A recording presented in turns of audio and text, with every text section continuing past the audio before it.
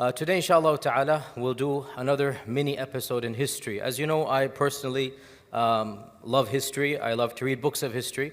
And I find that history is one of the most neglected fields when we talk about Islam.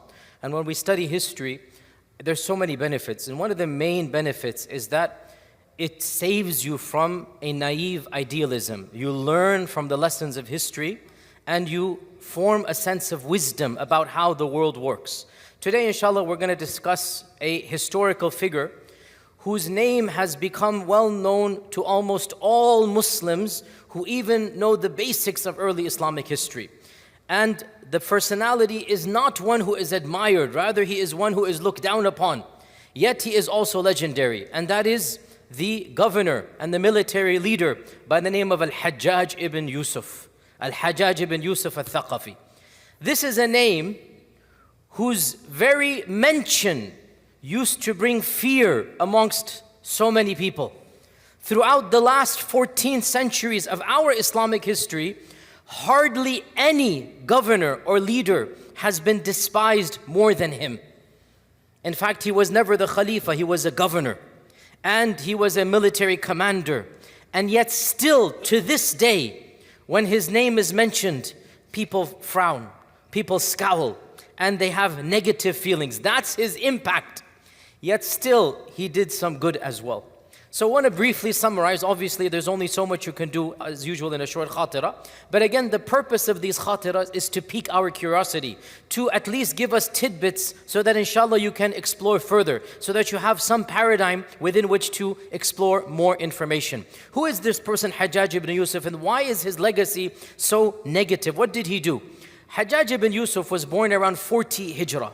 So he never saw the process. He's not a Sahabi. He is of the next generation. He's not called the Tabi'i, even though technically he is, but he wasn't associated with knowledge. By the way, his grandfather was the first convert of Ta'if. He's from Ta'if, Thaqif. He's from Ta'if. His grandfather, Urwa ibn Mas'ud, was the first convert of the people of Ta'if.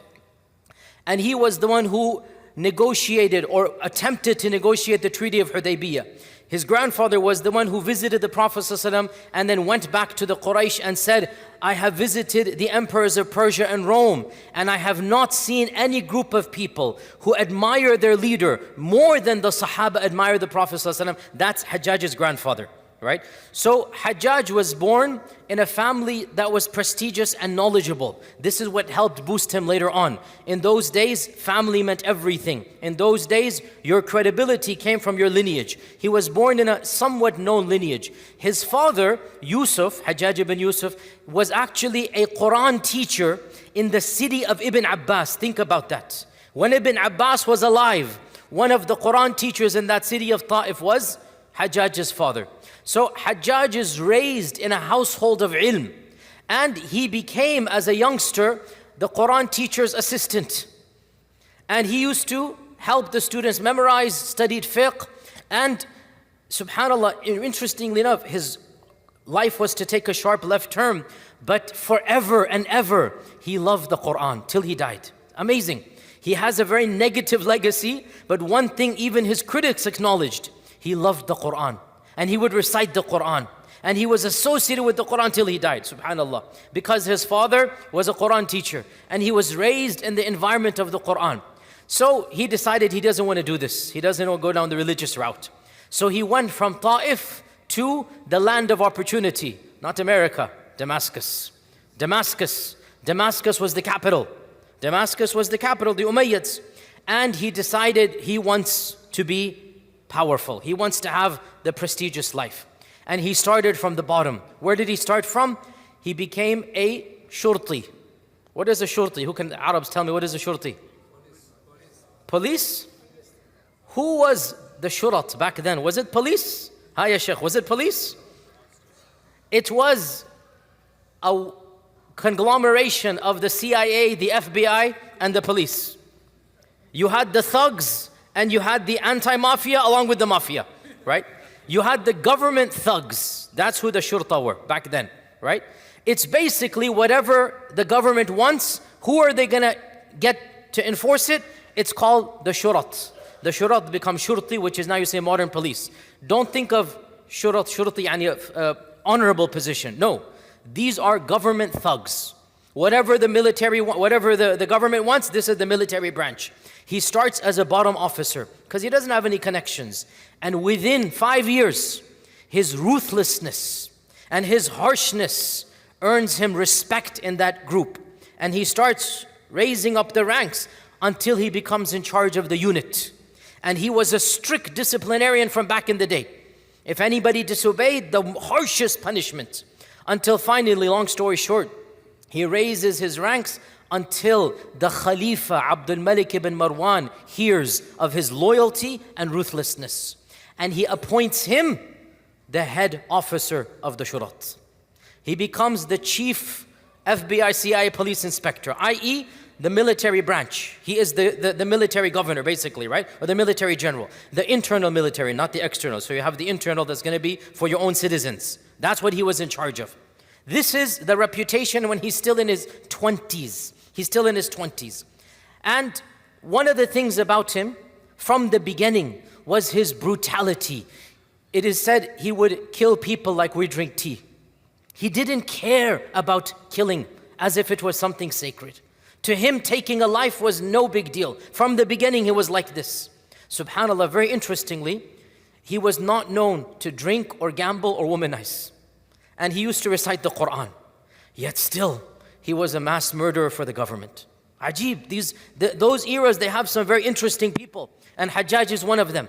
So, Hajjaj became known for his ruthlessness and his loyalty to the Umayyads. Now, if you know what's happening at this time, you're going to have to mention a lot of history here. One of the biggest problems of the Umayyad dynasty at this time was Abdullah ibn Zubayr. Abdullah ibn Zubayr had his own mini caliphate. He had broken away in Mecca and Medina, and he was independent for a few decades. Hajjaj convinced Abdul Malik ibn Marwan to send him as the chieftain of the army against Hajjaj, against Ibn Zubayr. From being the local domestic police officer, he said, give him to me. I will take charge. This is going to be an upgrade, which is going to be another upgrade. This is how he's doing this. And so Abdul Malik ibn Marwan risks sending this person to deal with somebody who for 20 years has been a thorn in the side of the Umayyads, right? He has not been able to be conquered by the Umayyads. Hajjaj says, give him to me, I'll deal with him. And subhanAllah, this is when his ruthlessness now becomes, I shouldn't say legendary, what's the opposite of a legendary? It becomes the most, it begins now. Where is Abdullah ibn Zubayr? In Mecca. In Mecca. Why has it been difficult to capture and conquer him? Because he's in Mecca. What are you going to do? Attack the Kaaba? That's exactly what Hajjaj ibn Yusuf did. No conscience. He surrounded the city of Mecca for 6 months. Cut off every supply. Now Mecca is not like Medina. Are there fruit palms, date palms? Is there greenery in Mecca? No. Mecca, you need supplies to come in. And Mecca has Hujjaj, innocent people. Mecca has Mu'tamireen. Mecca has, Allah says, Man dakhalahu kana amina, right? Allah has called Mecca the Haram. Ibrahim alayhi salam made Mecca the Haram. Hajjaj couldn't care less. He surrounded Mecca while there were Hujjaj inside. Can you believe? For 6 months, cut off the city from all supplies of water and food. Now water, they had Zamzam, but still it's not enough for the whole city. And they have no food until finally people began eating animals on the streets. It was one of the worst disasters to hit Mecca during that time frame. And Hajjaj then offered amnesty to everybody who abdicated and left Abdullah ibn Zubayr. Amnesty, I'll forgive you. Come over to my side. I'll give you money. You will be a person of honor and you will get food. Now you tell me, how long will people like this last? Your wife and children are dying. How long will this last, right? To make matters worse, and this is again unbelievable, he attacked Mecca with catapults. He set up catapults outside the city and trying to kill Abdullah ibn Zubayr and the people, and he destroyed the Kaaba. This is the level of depravity of Hajjaj ibn Yusuf. A Muslim attacking the city of Mecca for the sake of money and power, for the sake of loyalty to the Umayyads. No other person would go to that level. That's why Ibn Zubayr was safe. But Hajjaj couldn't care less. And the Kaaba was destroyed. Now, pause here, footnote. Abdullah ibn Zubayr had reconstructed the Kaaba like a rectangle. The original structure of Ibrahim alayhi salam. And it was like a rectangle for around 20 years. Hajjaj destroyed it. Eventually he's going to enter the city and he rebuilds it like a square, and it has remained a square. So since the time of the Prophet up until now, only for around 15-20 years, the Kaaba was the original structure in the time of Ibn Zubayr. Hajjaj destroyed it. Because of Hajjaj, it is now back in the original structure that it was. In any case, so after 6 months, the majority of Ibn Zubayr's people abandoned him. And this was very painful for Ibn Zubayr. And we feel for both sides, like the people who abandoned, we understand. Ibn Zubayr felt completely betrayed. These were his loyal followers for decades. But you have to survive. Food, water, your children. What's going to happen? Slowly but surely, Ibn Zubayr sees people leaving en masse. Ibn Zubayr goes to his mother. Who's his mother? Asma binti Abi Bakr. Ibn Zubayr has a whole qissa and story. His mother is Asma, the older sister of Aisha, right? And he says, Ya Ummah, should I surrender to Hajjaj? Asma is 100 years old. 100 years old. She's still alive. Blind. Eyesight gone. But her memory and mind is just as sharp as it was. She said to him, were you fighting for money and power, or were you fighting for the sake of Allah? He said, for the sake of Allah. So she says, so you're going to give up when you have no money and power? You're going to give up now? Fight to the end. What is he going to do to you? Give you the death of a shaheed? Go for it. His mother gave him the blessings. And so when he heard this, he kissed his mother farewell. And whoever was remaining, he then marched and he was brutally massacred by Hajjaj. His body was hung on a cross. And by a cross, we don't mean like an X cross, but like a cross is also a straight cross. It's a post, a peg. His body was hung on a peg outside of the Kaaba for weeks until it was rotting, to give people the image that this is who we are. Don't you dare do Ibn Zubayr. This is Hajjaj. Until Ibn Abbas begged Hajjaj, for the love of Allah, please bury the body. Right? This was Hajjaj. Hajjaj, when he entered the city, he said, bring Dhatun Natiqain, the one of the two belts, Asma, bring her to me. And the servant went to Asma. Asma said, Wallahi, I'm never going to go to him. I don't care. He's not going to go to him. So he said to the person, if she doesn't come, I'm going to drag her by her hair. I'm going to drag her to my palace, to my office by her hair. The servant went and said this threat. She said, I challenge him. Go get somebody to drag me by my hair. I'm not going to come. When the servant came back, so Hajjaj then walked to the house of Asma to taunt her. Can you believe the depravity? He's just killed her son, right? To taunt her. It's a famous episode in history. And he says, what do you think of what I did to the enemy of Allah, meaning her son? Meaning he's just taunting her. She said, I see that you have finished his dunya by finishing your akhirah. Powerful. You have taken his dunya, so what? But you have taken your own akhirah. This hadith is in Sahih Muslim, by the way. Then she said, I have heard the Prophet ﷺ predict that there shall be a mass murderer from the tribe of Thaqif. And I am certain that it is you. This hadith is in Sahih Muslim. I heard the Prophet ﷺ say, there's going to be a mubir. Mubir, somebody who causes chaos and mayhem. He kills and kills and kills. I heard the Prophet ﷺ say, there's going to be a mubir from the tribe of Thaqif, and I am certain that that one is you. And she made dua against Hajjaj, and she then died of old age. Hajjaj did not kill her. This is Hajjaj. Abdul Malik ibn Marwan made him the governor of Mecca and Medina as a gift. Now he's rising up in ranks, right? First it was the Shurat, then the chieftain of the Shurat, then the army. Now he becomes the governor, which is what he wanted. And he becomes the governor in Medina. In Medina, when the sons of the Sahaba and some of the Sahaba are still alive. By the way, Hajjaj met the Sahaba. Again, this is now 70 Hijrah, 72 Hijrah. 72 Hijrah, you had some of the younger Sahaba. Anas ibn Malik, right? You had Ibn Umar was still alive. He met Ibn Umar, Ibn Abbas. He knows these Sahaba, he has seen them. And he becomes the governor in Medina. And this is where we have a whole host of a hadith in Bukhari and Muslim about the complaints that the sons of the Sahaba had against Hajjaj. He would delay the salah. He was lazy when it came to praying on time. Now back in the day, the governor was the one who led the salah and the Jumu'ah and the Eid.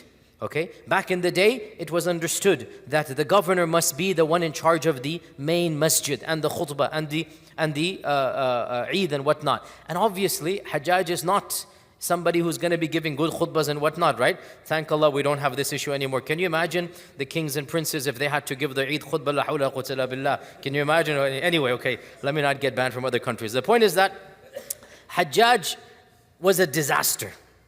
And the sons of the Sahaba and the righteous people of Medina, they began to complain so much about his dhulm, his tyranny, about the fact that he's not praying properly, he's not praying on time, until finally Abdul Malik had no choice but to withdraw him from the governorship of Mecca and Medina. But then he said, I'm going to send you to your biggest test, Iraq. Now, pause here. A lot of people don't know this, especially if you haven't studied history. Iraq was always problematic for the Umayyads. Iraq is where so many fitan happened, all the resurrections happened, the tashayyu' happened in Iraq, right? All of this stuff happened in Iraq. Why this is the case beyond the scope of this class. Iraq was always problematic for the Umayyads. Abdul Malik ibn Marwan said, this is your gift. If you get Iraq, you will be, I'm not going to ask any questions. Your salary, because remember, governors back then, you're basically a mini king. You only have to report to the Khalifa, that's it. As long as he said, you get Iraq under my control, no questions asked. So Hajjaj then went to Iraq. And he entered the Grand Masjid of Basra. And he gave a speech that is legendary. It's found in the books of hadith and it's found in the books of history. He gathered all of the leaders of the insurrections, the resurrections, the Khawarij, the Tashayyu', everybody. And he looked around and he said, I see most of these heads will have them chopped off from the necks that they're on in a little while. This is the first word that comes from his mouth when he enters the masjid. I look around me and I see blood dripping everywhere. He asked them, the governor before me, what did you do when you disobeyed? They said, he would whip us. He would put us in jail. He said, as for me, I don't know whips, I don't know jails. I only know the sword. That's all I know. There will be no jails, there will be no whips, there will be no fines. I only know the sword. O people of Iraq, if I tell you to exit from that door, and I see you exit from that one, your blood is halal in my eyes. And guess what? That's exactly what he did. Unbelievable. He got Iraq in his control by being the brutal dictator that he eventually became. He fought every insurrection. He did just the level of brutality. And because of this, the Umayyads gave him carte blanche authority. This was the reality of who Hajjaj was. In his lifetime, the most disastrous revolt against the Umayyads took place in Iraq. It is known as the revolt of Ibn al-Ash'ath. I have given a library chat where I mentioned this in a little bit more detail. Ibn al-Ash'ath was Hajjaj's own military commander. He sent Ibn al-Ash'ath to a land, the Turks. Ibn al-Ash'ath had a very large army. He was conquered. He was conquerors, he was victorious. And the army was grumbling about Hajjaj top to bottom. Ibn al-Ash'ath had delusions of grandeur. If this whole army is under me, and they don't like Hajjaj, maybe I can revolt against Hajjaj. You see what's happening here? Ibn al-Ash'ath said to the army, what would you say if we return back to Iraq and fight Hajjaj and I become your leader? They said, you are better than Hajjaj for sure. Bismillah, let's go for it. This became known as the revolt of Ibn al-Ash'ath. Now the reason why this revolt was different was for many reasons. First and foremost, this is the internal military coup d'etat, attempt of coup d'etat. This is the Umayyad army. Secondly, theologically, these are not Mu'tazila, Khawarij, Tashayyu'. These are the same people. Thirdly, this is the key point. Ibn al-Ash'ath, because he was from Basra, Kufa, because he was from Iraq, The people of Iraq knew him and loved him. So the scholars of Basra supported him, including people like Anas ibn Malik, the Sahabi. Even though he didn't join, he was 90 years old, he kind of like gave tacit support. His own children, grandchildren were in there. And many of the scholars, that's why this revolt was called the Revolt of the Scholars. Because this was the first time many ulama, students of Ibn Abbas, most famously, Sa'id ibn Jubayr, one of the most famous students of Ibn Abbas, Sa'id ibn Jubayr. Excuse me, my voice is still sore. So Ibn al-Ash'ath was successful for 2 years, carved out a mini state. But then Hajjaj destroyed the army and massacred all of the Qurra and ulama, literally no mercy. And this caused a massive, sense of fear and whatnot, paranoia, things happen. And Ibn al-Ash'ath fled for his life. When he was captured, he committed suicide rather than be turned over to Hajjaj. He literally, he was taken prisoner. He literally broke himself free and jumped off a cliff. Because he knew, if I get back to Hajjaj, I'm not justifying, I'm saying in his mind, he knew if I get back to Hajjaj, what's going to happen? He literally committed suicide on the way back as a prisoner. And so many ulama and qurra were killed. In the revolt, in the time of Ibn al-Ash'ath's revolt, Anas ibn Malik was seen by Hajjaj ibn Yusuf. Anas ibn Malik, the khadim of the Prophet ﷺ. Anas ibn Malik is now 95 years old, 90 years old. And Hajjaj says to him, Unais is making fun of his name, little Anas. Unais, have you no shame? When you were younger, you were with Ibn al-Zubayr. Now you're older, you go to Ibn al-Ash'ath. Before this, you were on the side of Ali. By the way, Al-Hajjaj was very anti-Ali radiallahu anhu. He was pro-Umawi, anti-Ali. And he would, a'udhu billah, curse and whatnot. Ali ibn Abi Talib radiallahu anhu. So he says to Anas, makes fun of him, have you no sense? You're with Ali, then you're with Ibn al-Zubayr, then you're with Ibn al-Ash'ath. Wallahi, if I had my way with you, you would see how I deal with traitors like you. Anas ibn Malik was shocked. He said, you are speaking to me like this? He said, yes, you, in public, in front of everybody. Anas wrote a letter to Abdul Malik ibn Marwan. And he said, your governor humiliated me in public and spoke to me in a manner that I'm not worthy to be spoken to. And I am a servant of the Prophet sallallahu alaihi wasallam. So you do something or else. Abdul Malik ibn Marwan wrote a letter to Hajjaj. It's the only time that Hajjaj was rebuked by Abdul Malik. And it's a long letter, it's preserved in the books of history. He said, oh Hajjaj, your aql is getting too big for you. Your ego is getting too big for you. Either you apologize and make up to Anas ibn Malik, or I will put you in your place. Had any servant of Isa ibn Maryam been seen by the Christians, they would have massaged his feet. Had any servant of Moses been alive and the Jews saw him, they would have elevated, put on a pedestal. How dare you treat the khadim of the Prophet ﷺ in this manner? Go and apologize now and make up to him, or else I shall deal with you directly. Never had Hajjaj been spoken to in this manner. It is said when he got the letter, he stood up from his kursi and he walked to the house of Anas ibn Malik and begged him for forgiveness. Subhanallah. At least Abdul Malik had a little bit of iman to put Hajjaj in his place, right? Subhanallah. In any case, long story short, these are some of the negatives. What are some of the positives? And yes, there are. This is the strange thing. There are some positives.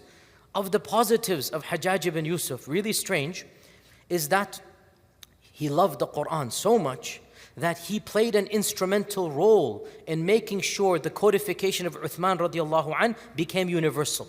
Long story, but Uthman radiallahu anh, the Mus'haf of Uthman, not everybody handed in the alternative copies. Hajjaj made it a point. This is now going to be the universal qira'ah.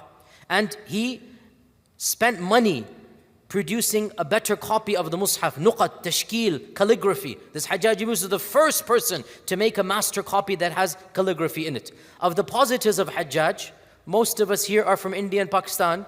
Hajjaj ibn Yusuf, we owe much to him. You all know this. You all know this. What did Hajjaj ibn Yusuf do?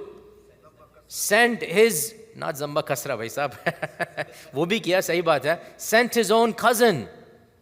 His own cousin. Who was his cousin? Muhammad ibn Qasim al-Thaqafi. His cousin, Ibn literally his cousin. He chose his cousin and sent him with an army to Sindh and Makran. And this is how Islam was established in our lands. He loved to expand Darul Islam, and he financed and he made sure they have the best armies. He sent armies all the way to Sindh, to China. The reason why the Turkestan province is now Muslim is because of Hajjaj. Allah blessed us with that image of Hajjaj Yusuf. He wanted Islam to go there. In his lifetime, Islam went from the far east to the far west, and also in Hind and Sindh. This is Hajjaj ibn Yusuf al-Thaqafi. Hajjaj also, one of the things that he did, he Arabicized the bureaucracy in Iraq and Iran. It was in Persia, it was in Farsi. It was in Farsi. He goes, no, the language of Islam is Arabic. So he introduced Arabic. He had coinage made that is more Arabic, not fully. There's still an interim. I have some of Hajjaj's coin, by the way. Hajjaj has an interesting modified coin from the Sassanid Empire, which is Islamicized. That's Hajjaj ibn Yusuf. He has that type of coin. He has other positives as well. How did he die? Hajjaj ibn Yusuf passed away in the year 95 Hijrah. What happened? One of the greatest scholars in Ibn al-Ash'ath's revolt was Sa'id ibn Jubayr, the student of Ibn Abbas. Sa'id ibn Jubayr, one of the main students of Ibn Abbas.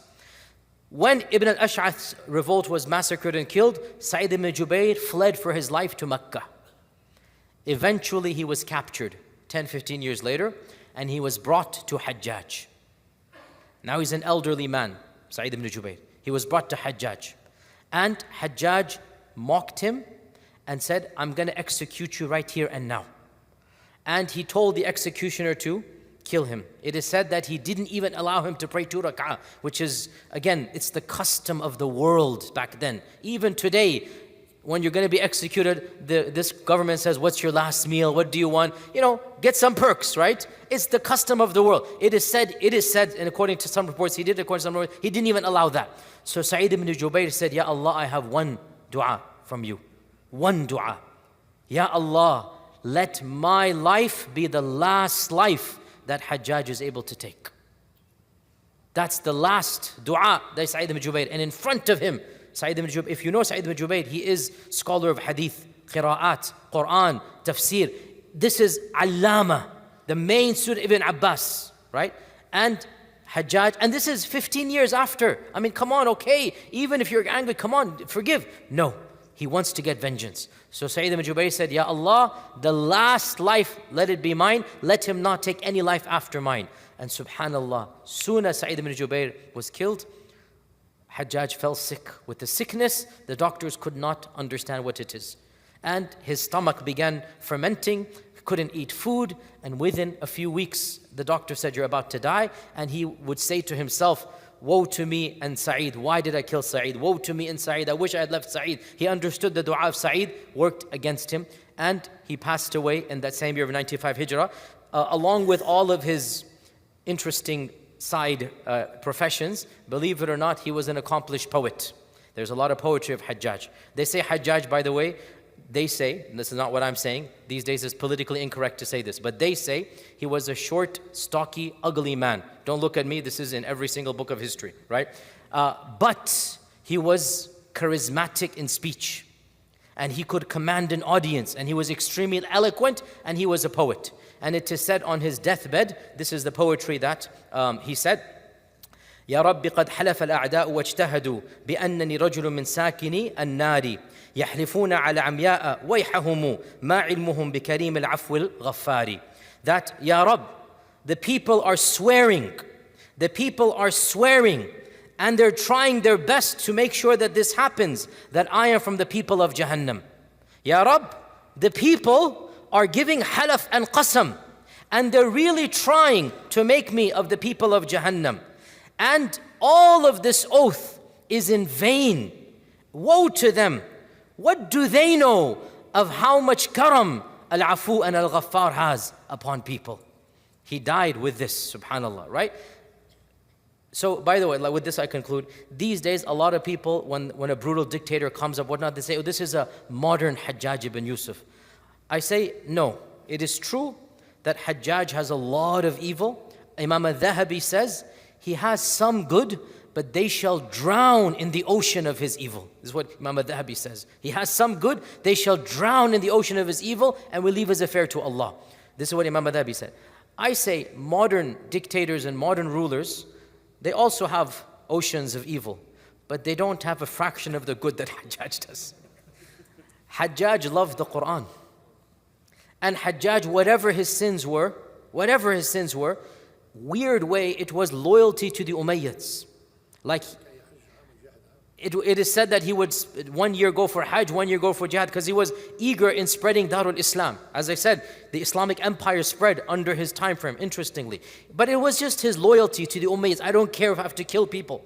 And this couplet that he said on his deathbed, it shows that deep down inside, he did believe in Allah, and he knew he had committed sins, and he knew he's an evil person. And he said, Ya Rab, everybody is certain I'm going to go to Jahannam. And I swear they're all blind because they don't know how generous you are, because you are the Ghafoor and the Rahman. This is what he died upon, subhanAllah. So we don't say anything good because really all the Sahaba and Tabi'un hated him that were alive at his time. But at the same time, we leave his affair to Allah and we thank the good that he has done. And as for the evil in that, we leave to the Day of Judgment. Inshallah, I hope that this is something that will open our minds to the reality of our history. And inshallah, we'll continue as usual, bi-idhnillahi ta'ala, in our future classes. Assalamu alaikum wa rahmatullah.